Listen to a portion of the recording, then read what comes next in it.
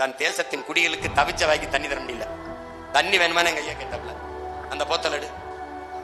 என்ன இளவு இது? உரிமையாளர் எவன்? இது யாரு? சாஸ். இவன் எங்கிட்டு இருக்கான்? இவன் எங்க தண்ணி எடுக்கிறான்? மக்களுக்கு கிடைக்காது, அரசாங்கத்துக்கு கிடைக்காது. இந்த மாதிரி அயோக்கிய பிள்ளைகளுக்கு எப்படி கிடைக்குது? ஏப்ரல் மேல குடத்தை வச்சுக்கிட்டு மயில்கள் கணக்காக என் தாய்மார்கள் நிற்கும் போது ஒரு கடையில் அடிச்சா அப்பள கண்ணு 50 கண்ணை கொண்டாந்து இறக்கி விட்டு போறானே, அவனுக்கு மட்டும் இப்படி தண்ணி கிடைக்குது? இந்த கேள்வியை எனக்கு தவிக்குது. போத்தல குடிக்கிறேன். காக்கை, குருவி, கொக்கு, சிட்டு, மான்மைன்னெல்லாம் என்ன பண்ணும்?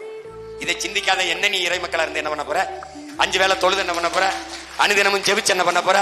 கோயில்ல போய் கிடா வெட்டி பொங்க வச்சு என்ன போற? என்ன பண்ண போற? அதை என்றைக்கு அதை உணர்கிறாயோ அதுக்கு பேர் தான் உயிர்மை, நேயம். இந்த காக்கை என்ன செய்யும்?